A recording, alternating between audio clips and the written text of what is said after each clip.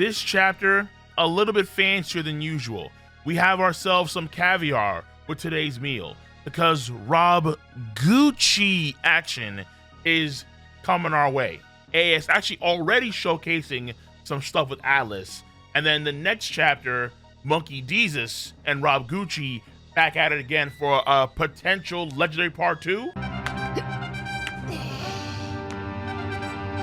I want to see something. If you don't know, now you know.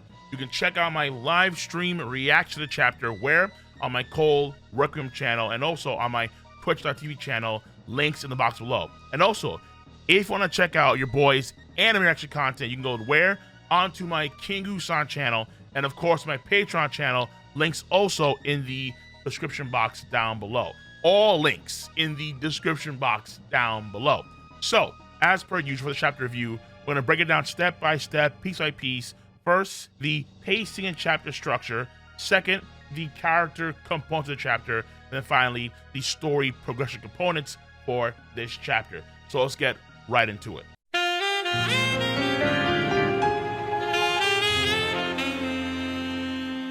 So for the pacing and chapter structure, this chapter surprisingly has 7 parts. Number 1, you start off in the Labo phase area, and it's in conjunction with the sea waters around Egghead Island, wherein which we have this conversation between the Vegapunks and of course Rob Gucci.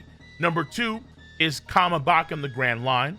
The number 3 is back on Egghead Island in the Scrap Heap area. The number 4 is back into the Fabrio phase with Rob Lucci Company going on the island. The number 5 is going back to the Labo phase for the battle preparations. The number 6 is following Luffy Company again back into the Scrap Heap area. And the number 7 finally is back again to the Fabrio phase area with CP0, just creating all sorts of chaos. So there is, without a doubt, a lot of jumping from area to area to area to area. And the main reason why, of course, is Rob Gucci is here and his clique now needs time to kind of be fleshed out and see where they are, what they're doing, X, Y, and Z, and the other. And the shots themselves are already split. So in terms of overall pacing and structure, the structure makes sense, albeit we are jumping a lot from place to place to place. And when it comes to the pacing itself, I thought that it was relatively well paced. Not too many crazy jumps forward in time or any that kind of stuff. So I would say overall, the pacing is okay. Not spectacular, but not subpar either. Just overall okay. Because again, One Piece I think does better when the pacing is like 5 parts or less. But when it's 7+ parts, okay, things are a little more cluttered. And this chapter I think is no exception to that idea. But overall, again, okay.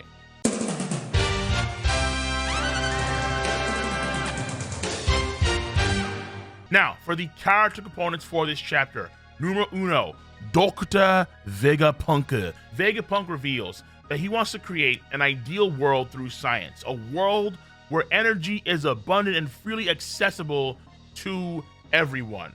And in the process, this would create so much peace and harmony between so many people because wars that are naturally cultivated through, let's say, a lack of resources would cease to exist in Vegapunk's ideal world.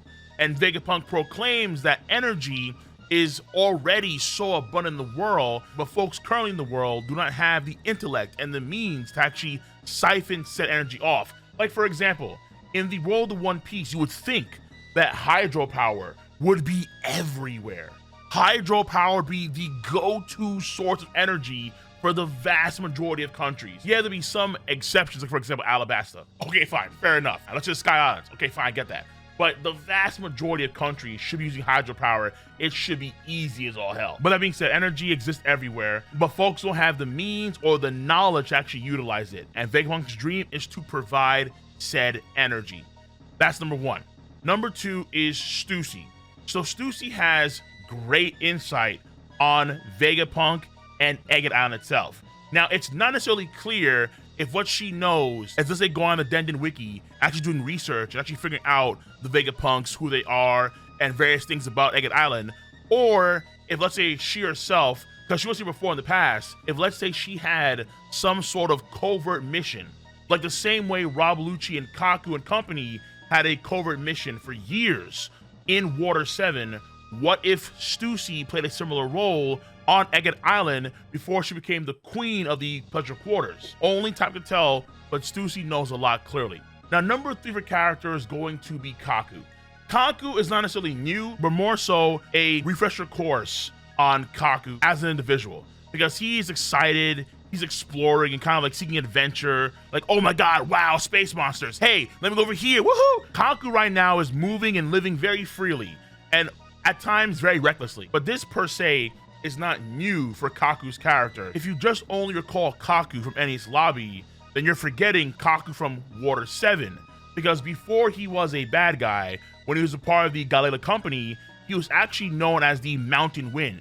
And in chapter 325, we see Kaku running around town, going to the merry-go, has his arms spread, free-falling, the townfolk waving to him. Things like that indicate Kaku's free spirit nature, and that is being revisited in this chapter of One Piece. After Kaku, of course, Rob Gucci. Rob Gucci can now use the 6 King pistol, Rokuogan, in his hulkish hybrid form, and he can do so in rapid succession.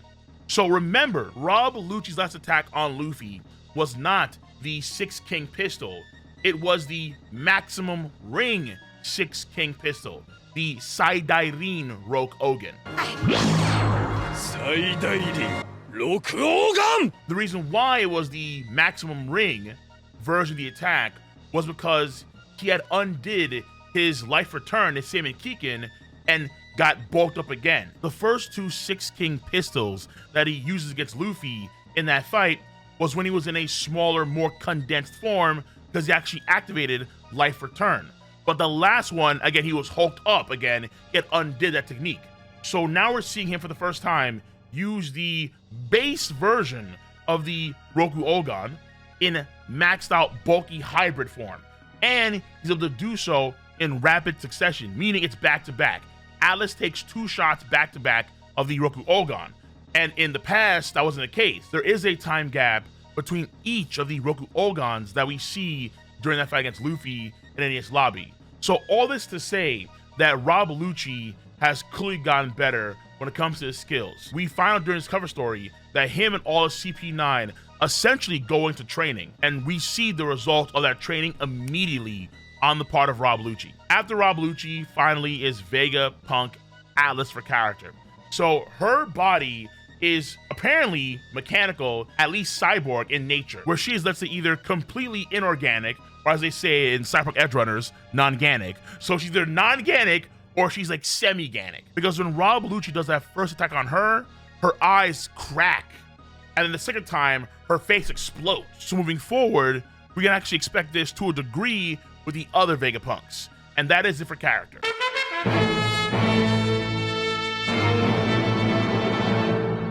Finally, story progression.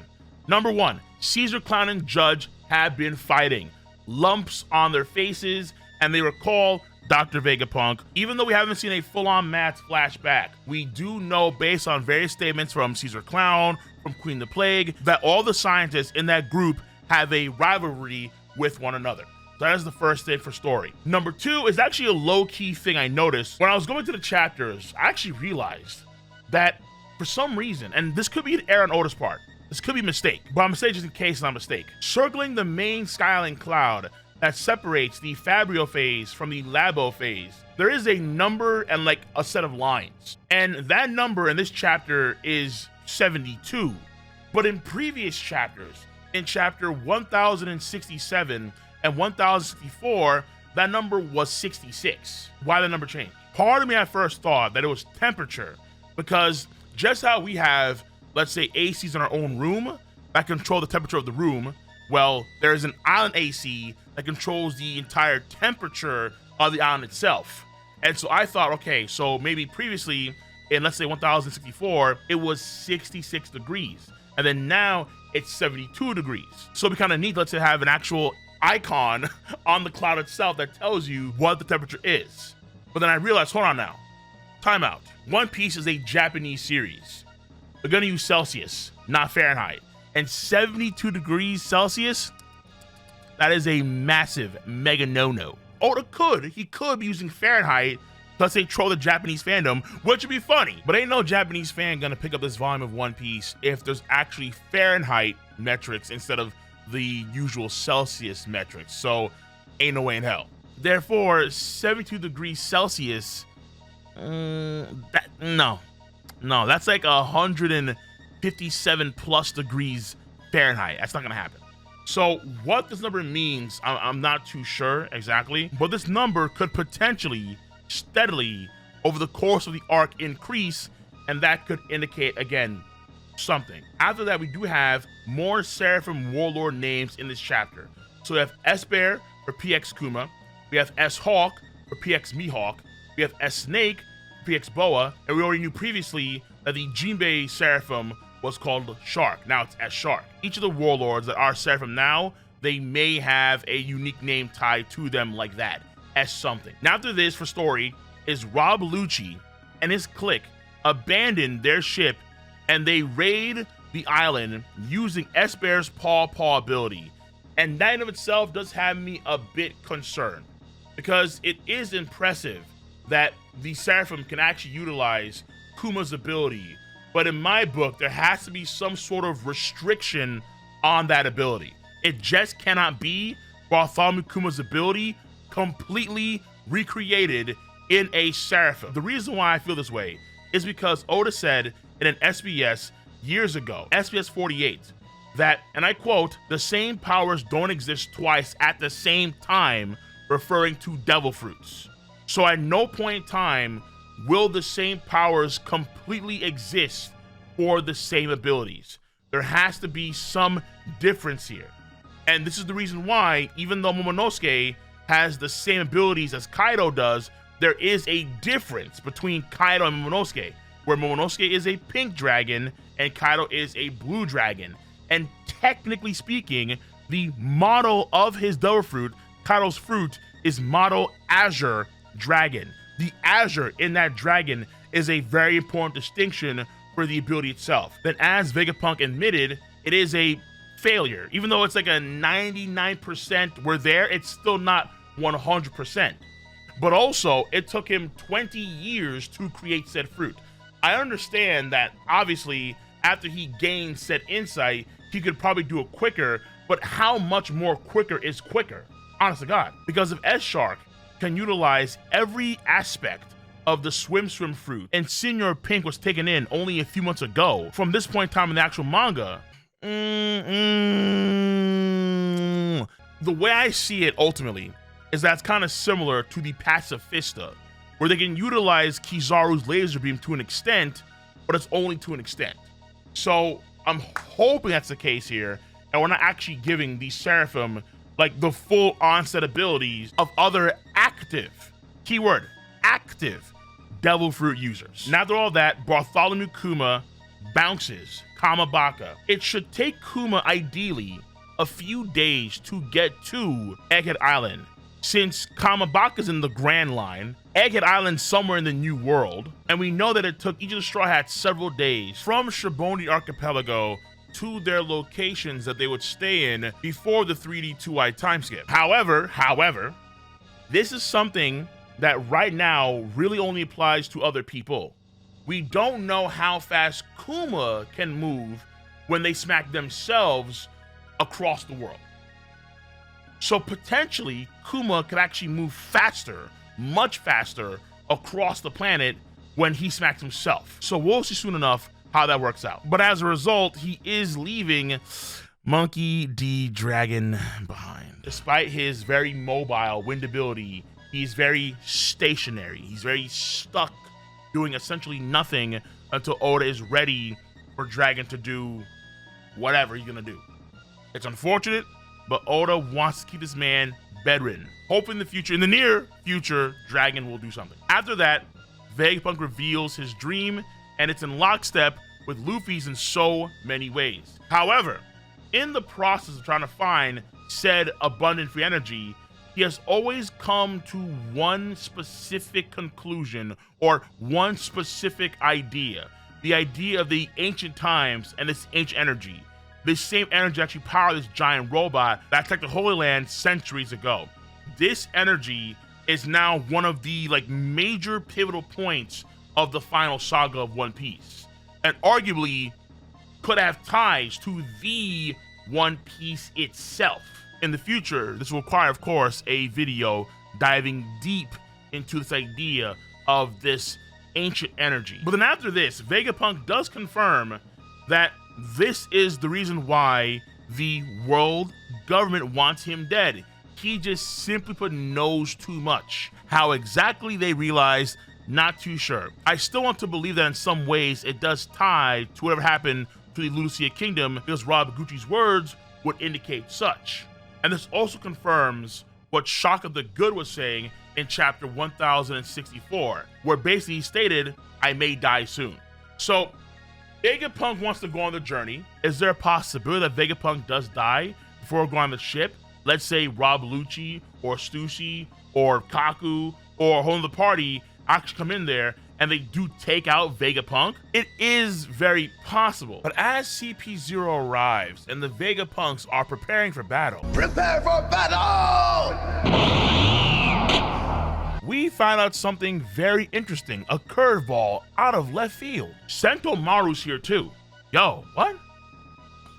We haven't seen Sentomaru since Return to Shibondi, which I believe in real time, in the real world, I think it was 10 to 12 years since we were at Return to Shibondi. It's been such a long time since the name Sentomaru was mentioned. Marine / war government infighting, because Sentomaru, actually, he may disobey the Vegapunks because he's a Marine too. But at the same time, if he's a member of Sword, if Sentomaru is a member of Sword, then he may actually be willing to engage in genuine combat against CP0. After this, Luffy is cool with Vegapunk coming on board the Sunny Go for whatever reason, and Vegapunk warps away. Ish. The reason why we're not too sure is because when Vegapunk did warp in chapter 1066, there were some sort of like ripples in space and time when he actually warped, and he was fused into the iron giant thing. But this time around, seems to go invisible, the same way Sanji would with his raid suit in chapter 931. And it's also the same shh sound effect to indicate invisibility is being used. So it could be the case here where, because Vegapunk did fail in his warping in 1066, he's not warping now, because we're not seeing, again, the sort of ripples in space and that kind of stuff. I thought at first during my reaction that it was warping, but now I'm thinking, no.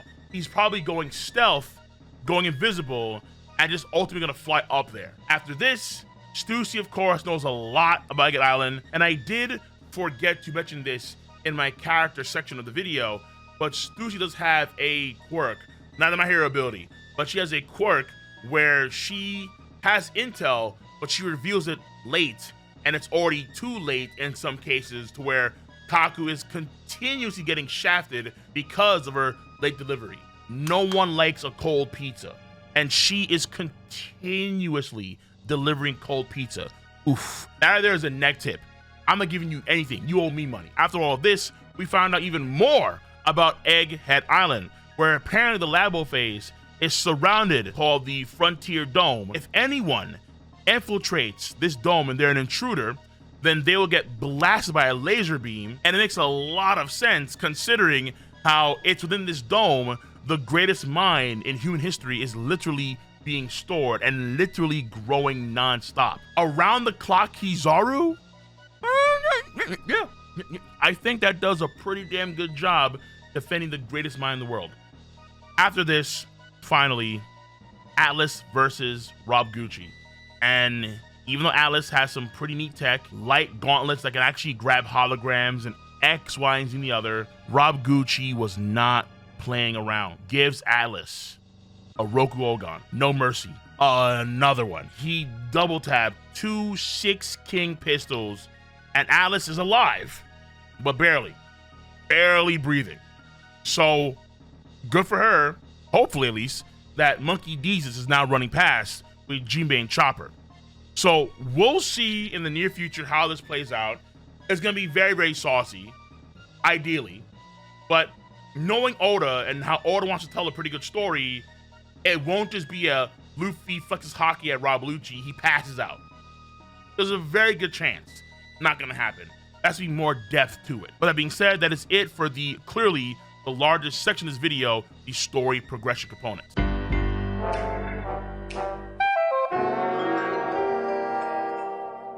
Overall final thoughts. This chapter, again, had a lot for story, more than meets the eye, for sure. And of course, we're setting up some pretty intriguing things to come in the near future.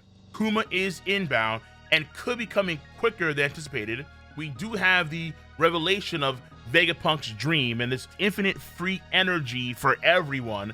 And of course, the ancient energy. And Vegapunk wants on the ship, Luffy, Booger, hey, you know what? Not a big deal. But of course, what everyone is salivating for. Oh, and I won't lie to you, so am I. Hey, yo, Rob Gucci. Hey, what's going on there, Slugger? Do you have the skills to pay the bills against a current Yonko Monkey D. Luffy? What happens with Rob Lucci in the near future may indicate people's top 30 strongest characters coming in this month changing, altering a bit. So let's okay. Good stuff overall. Good stuff overall. I'm gonna see you cats later. Chapter rating is going to be in my book a 7 out of 10. Peace out. Stay safe. Have a nice one.